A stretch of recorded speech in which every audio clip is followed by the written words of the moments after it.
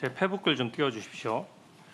후보자께서 자꾸 저에게 조작 프레임을 자꾸 뒤집어 씌우시니까 제가 페북 내용을 좀 공개하겠습니다.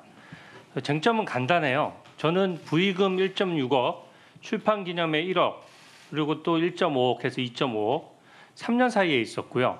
다 현금이고 해마다 그때 12월 31일 이전에 소진해서 등록 안 했다 이겁니다.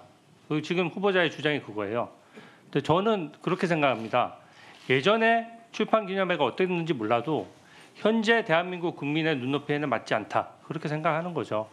왜냐하면 출판기념회에는 온갖 이해관계자들이 오는데 지금 당시 방명록 같은 게 남아있지 않아서 이해관계자가 누군지도 모른다고 하지 않습니까? 근데 아까 지금 방금 후보자께서는 책 권당 5만 원씩 받았다라고 하셨죠? 맞습니까? 그렇게 받지 않습니다. 아니 그러니까 책 권당 5만 원씩이라고 잠깐만요. 책 권당 5만 원씩이라고 아까 말씀하셨고 아까 평균 그런 정도 된다고 말씀드렸고 아니 녹취록 한번 보시면 알아요. 권당 가격이라고 표현하지 책 않았습니다. 권당 5만 원씩이라고 말씀하셨고요. 출판기념회가 오랜 관행인지 권당 5만 몰라도 원은 가격이 아닙니다. 이해단체들이 와서 이렇게 하는 건 저는 진짜 잘못됐다라고 생각합니다. 근데 제가 이걸 계속 비판을 해왔어요. 언론 보도에도 여러 번 나왔고 분명히 후보자 입으로 4번의 이벤트에 6억 받았다라고 스스로 얘기했습니다. 그래서 제가 한 번의 이벤트당 1억 5천만 원 정도 되겠구나 하고 추정을 하고 있었어요. 공개를 안 하니까 그렇게 추정할 수밖에 없는 거 아닙니까? 제 페북글 한번 보십시오. 제가 페북글 하나만 가지고 지금 자꾸 조작됐다 말씀하시는데 바로 직전 글이에요. 2009년 12월 12일 결혼 축의금은 같은 달 31일에 현금 보유 등록 재산을 국민 앞에 공개했어야 되는데 왜 안 했느냐 이렇게 묻고 있죠. 마찬가지로 2020년 11월 2일 날짜 다 명기했습니다. 빙부상 조의금 왜 말일 기준으로 등록인데 12월 31일까지 얼마 안 돼요. 1월 아까 추징금 한 번에 다 갚았다고 하지만 예를 들어서 12월 2일 조의금을 받았으면 11월 3일에 추징금 다 갚았습니까? 그렇지가 않아요. 다 그 부분에 대해서 금액이 딱딱 떨어지지가 않습니다. 그러니까 제가 얘기한 거죠. 출판기념회 날짜도 분명히 명기했습니다. 2022년 4월 5일과 2023년 11월 29일 각각 해당 연도 말일에 등록했어야 된다. 이게 공직자윤리법과 공직자선거법을 위반할 수 있다. 그 후보자가 만약에 정상적으로 현금을 받아서 만약에 등록을 그 당시에 했다면은 쓰지 않고 그랬으면 무려 공직자 재산 등록만 6번을 해야 되고 또 후보자 등록으로 또 2번을 해야 됩니다. 근데 후보자 주장은 그거예요. 재산 등록일 이전에 다 써버렸다. 이 돈의 성격을 잘 보여주는 거예요. 원래 재산 등록은 후보자 아시는지 모르겠는데 중간에 변동사항도 비고란에 적을 수 있습니다. 예를 들어서 제가 주식을 1,000만 원 투자해서 2천만 원이 됐어요. 근데 그걸로 자동차를 샀어요. 갑자기 남들이 봤을 때는 중간에 그게 1년 사이에 등록 기준일 전에 다 해당해도 딱 2천만 원이 갑자기 생긴 것처럼 보이지만 그 부정한 돈이 아니고 1,000만 원에서 주식 투자해서 1,000만 원 번 돈이 자동차 값에 들어가 있는 거죠. 그러니까 당연히 그런 것들은 12월 31일 전에 다 소진을 했어도 사실은 그 투명하게 하려고 그러면 그 중간 과정을 비고란에 다 적을 수 있도록 돼 있고 적는 사람들 많습니다. 근데 지금은 후보자님은 모든 이벤트마다 다 써버려서 등록 안 했다는 건데 절차적으로 이게 딱 위반이 아니라고 할 수 있을지 몰라도 고위공직자로서의 처신은 많이 부족하다고 생각합니다. 제가 두 번째 글을 가지고 자꾸 말씀하시는 거예요. 제가 두 번째 글은 솔직히 말씀드려서 좀 국민들이 쉽게 아시라고 좀 재밌게 쓰려고 정치 풍자적으로 썼습니다. 이 정도 풍자의 영역은 저는 허용된다라고 생각해요. 근데 저기 날짜에 보십시오. 순서대로 썼어요. 결혼식 12월 12일, 빙부상 11월 2일, 출판기념회 11월 29일, 수억대 현금. 제가 언제 6억을 한꺼번에 받았다고 했습니까? 이벤트가 다른데 어떻게 6억을 한꺼번에 받을 수가 있어요? 그래서 저는 이 부분에 대해서 분명히 6억이나 줄 때 다 각각 준 사람들이 다를 거 아닙니까? 그런 것들을 제가 얘기를 했던 거고요. 가만 계세요. 다음 PPT 보여주세요. 이걸 가지고 조작이라고 하는 말이 안 돼요. 제가 표현을 썼습니다. 직관적으로 아신 게 쟁여놓은 금액이 6억이나 된다는 표현을 썼어요. 쟁여놓다는 표현이 뜻이 뭡니까? 한꺼번에 받았다는 뜻 아닙니다. 보십시오. 후보님 보세요. 따로 떼어놓아 보관하다는 뜻이에요. 특히 몰래 감추어두는 경우에 주로 사용한다. 이재명 대통령님도 쓰신 표현입니다. 장롱에 넣어두면 이자가 붙냐 이런 표현 쓰셨어요. 집에 현금을 뒀는데 국민 눈높이에 맞겠느냐 이런 얘기고 거기에 대한 소명을 하라고 하니까 액수만 총액만 얘기하고 그에 관련된 장부가 있는 것도 아니고 명단이 있는 것도 아니고 더더군다나 돈의 흐름을 설명할 수 있는 것도 아니고 또 예금 계좌에 들어간 적도 없고 또 투자 자산에 투자된 적도 없습니다. 근데 제가 그 액수의 총액을 놓고 6억을 쟁여놨다라고 하는 거는 조작입니까 아닙니까? 이게 조작이에요? 날짜가 제가 그 페북이 바로 붙어 있어요. 제가 날짜가 다 구분한 조작이라고 생각되는 설명을 조금 있다가 조금 전에 이메일을 다시 올려놓고 해도 될까요? 자, 앞부분 이메일 한번 띄워보세요. 잠시만요. 제가 하나만 더 설명드릴게요. 저기 보면 날짜만 봐도 알 수 있어요. 두 번째 페북을 보면 결혼 이벤트의 순서대로 썼습니다. 12월 12일, 빙부상 11월 2일, 출판 기념회 11월 29일. 그리고 그 앞에 바로 앞에 페북에 보면 연도와 날짜가 정확히 기재돼 있고 그 당시 언론 보도 보십시오. 후보자님이 결혼한 지 며칠이고 결혼식 빙부상 출판 기념회를 한 달에 안 했다는 걸 모르는 사람도 있습니까? 이거 가지고 조작이라고 하는 거는 저는 말이 안 된다고 생각하고 심지어 존경하는 우리 전영구 의원님이랑 저랑 방송에서 순차적으로 토론식으로 얘기를 했어요. 전영기 의원님도 말씀하셨습니다. 왜 조작하냐?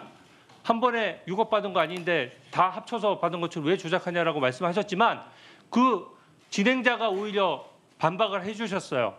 아니 주진우 의원 얘기는 그게 아니라 4번의 이벤트니까 6억이면 1억 5천이니까 억대를 받아서 어떻게 재산 등록일 한 달 전, 2달 전에 1억 5천 되는 돈을 어떻게 다 쓸 수가 있냐.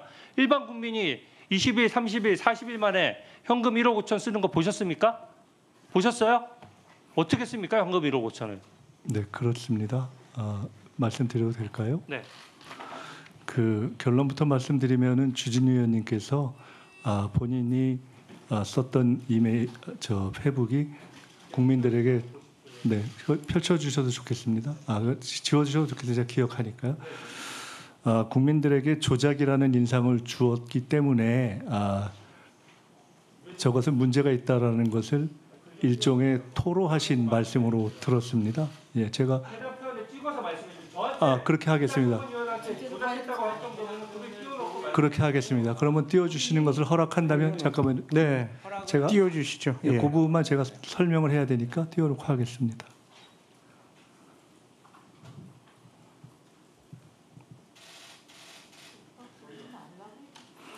자, 주진우 4일로 되어 있는 부분에 2019년, 2020년, 2022년, 2023년을 각각 연도별로 한 부분은 3일 이후에 4일에 된 부분에 대해서 각 부분에 대해서는 그것을 어떻게 했었어야 된다라고 하고 질문까지 포함해서 선량한 질문에 해당할 수 있다고 생각을 합니다.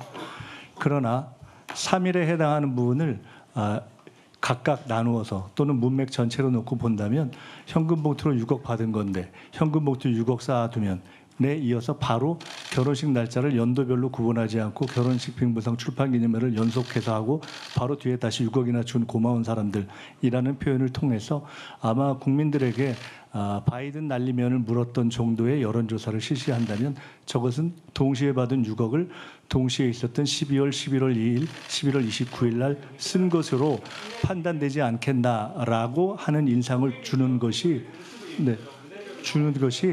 대단히 통상적이라고 보이고 더구나 저것에 그치지 않고 아마도 우리 주진우 의원님의 문제제기에 근거해서 공당인 국민의힘이 현수막으로 6억을 포함한 그런 얘기를 했기 때문에 지금 답변 듣고 했기 때문에 저것은 저 조작의 근거를 제공하신 것이어서 저는 저것에 대해서 제가 여기까지만 말씀을 드리겠습니다. 네. 저것에 대해서 제가 답변 잠깐만요. 예. 네. 말씀 더 답변하겠습니다. 저 부분에 대해서 풍자라고 말씀하시면 사전적인 풍자가 조금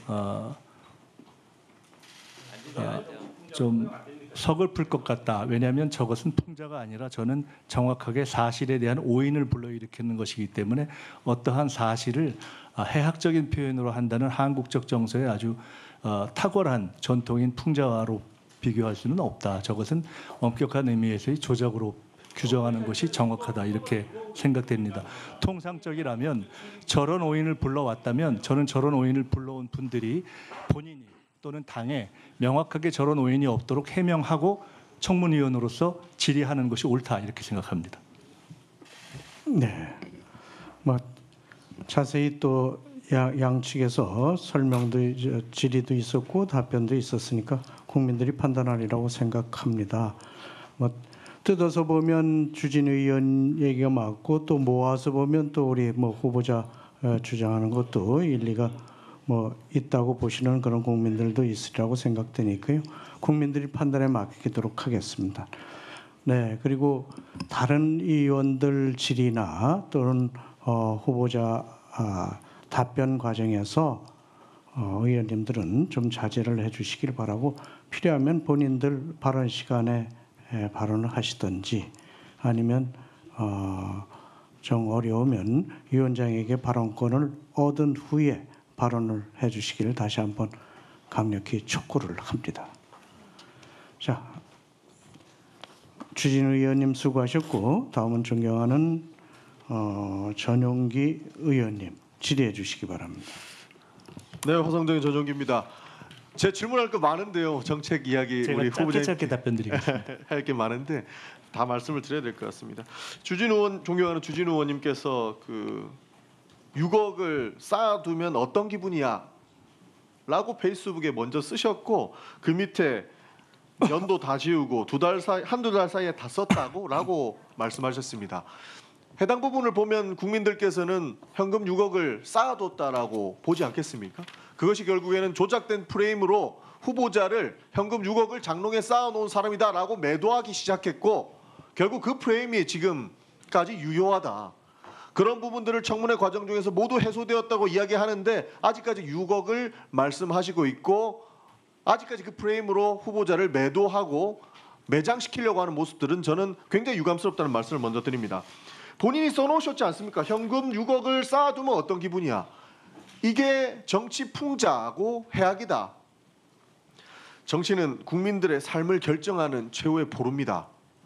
정치를 하면서 장난을 치면 안 되는 거죠.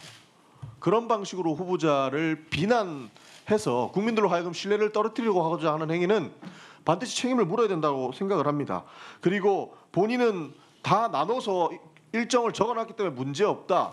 제가 방금 검색해가지고 장롱석 6억을 네이버에 검색하니까요. 바로 뜹니다. 지금 올려주세요. 유튜브에 주진우의 이슈 해설 장롱석 현금 6억 총리 후보자 물음표. 네. 국민들께서 보시면 됩니다. 누가 장난을 치고 있는 건지. 누가 이 문제를 검사들이 조작을 위해서 프레임을 먼저 씌워놓고 작업을 쳐서 그 사람의 문제가 나올 때까지 파고 파는 특수통 검사들의 나쁜 장난질을 누가 하고 있는가? 저는 국민들께서 판단해 줄 거라고 봅니다. 한번 보십시오. 본인은 아니라고 뭐 달달이 이렇게 했다라고 증명을 하는데 맞습니다. 이건 명예훼손입니다. 이거는 외부에서 얘기한 거 아닙니까? 지금 말씀하신 것과는 전혀 다릅니다. 밖에서 얘기하는 거는 충분히 명예훼손에 있고 면책특권에 해당하지 않습니다.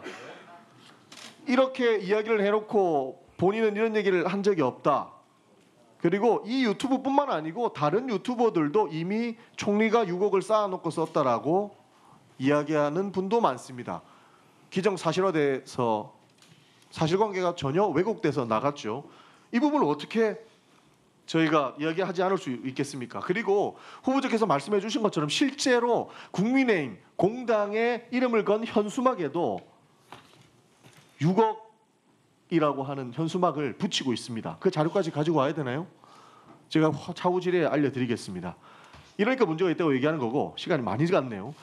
아직도 6억을 현금 쟁여놓았다고 생각하는지는 모르겠으나 이것은 명백한 명예훼손이고 후보자를 그냥 비난하기 위한 방도에 불과하다는 말씀드리겠습니다. 그리고 어저께 이야기한 거 들어보니까 아들 유학비 빨리 증명해라. 제3자가 줬을 수 있다라고 의혹 제기하면서 이거를 아들한테 물어봐서 증명을 하라고 이야기하는데 영화를 너무 많이 보셨습니다. 제3자가 후보자 아들한테 돈을 줬다라고 이야기하는 것 같은데 가당키는 하겠습니까? 그리고 존경하는 김희정 의원님께서 질문을 주셨는데 2008년 오피스텔 전입 신고한 거를 문제 삼으면서 수상한 자금이다, 수상한 거래다라고 말씀 주셨습니다. 근데 후보자께서는 한국에 없는 시절이고 유학 시절에 우편물 수령하기 위한 곳이다라고 해명하신 바 있습니다. 후보자님 질문 하나 드리겠습니다. 후보자께서 이 정치자금법 위반이랑 이런 법률적 대법원 판결을 언제 받으셨습니까? 제가 말씀드리겠습니다. 2005년도에 추징금 2억 받으셨고요. 2009년도에 추징금 7억 받으셨습니다. 말씀하신 2008년도에 정계에 복귀하실 수 있다. 다시 한번 권력을 잡을 수 있다라고 생각하셨습니까? 제가 18년 만에 정치에 돌아왔는데 김민석은 끝났다, 김민석은 죽었다, 뭐 이런 얘기를 워낙 오래 들어서 사실은 제가 2020년에 정치에 복귀할 수 있을 것이라고는 저도 그렇고 제 주변에서도 별로 생각을 안 했던 시기를 보낸 것 같습니다. 후보자도 그렇고 가족도 끝났고 이제는 정치에서 멀리 떠나갈 수밖에 없는 그런 상황이 됐습니다. 모두가 그렇게 평가했고 이 자리에 계신 많은 분들도 그렇게 평가했고 폄하했습니다. 그렇기 때문에 유학의 길을 올랐습니다. 근데 이 사람의 이후 행보, 정치적 행보 때문에 이 사람한테 투자를 했고 불편한 자금을 만들기 위해서 했다? 영화를 보셔도 너무 나쁜 영화만 많이 보신 것 아닌가 싶은 겁니다. 상황적, 현실적 측면은 전혀 고려하지 않고 후보자가 이후에 어떠한 어려움을 살았는지 하나도 이해하지 않고 후보자를 매도하기 위해서 모든 프레임을 만들어 놓고 공격하기 위한 내용들, 저는 굉장히 유감스럽다는 말씀을 드리는 것이고 그 자금 흐름에 대한 것은 어저께 분명히 다 나왔습니다. 몇 년도에 그 가족상을 당하면서도 문제가 됐던 그 위로금 받았던 그 돈도 본인의 사회적 책임을 다하기 위해서 추징금을 다 납부했습니다. 전두환이 29만 원 있다고 그 추징금 납부 안 하고 도망갈 때 아무도 문제 제기하지 않던 사람들이 이제 와가지고는 추징금을 다 납부하고 본인의 책임을 다한 사람한테 그 돈 어디서 났냐, 네가 갚을 능력이 있었냐라고 이야기하는 게 이게 상식적입니까? 그리고 그 돈을 몇 년간 모아놨던 돈을 한 번에 모아갖고 장롱에 쟁여놓았다라고 이야기하니까 국민들께서 오해를 하지 않으시겠냐라는 말씀을 드리는 겁니다.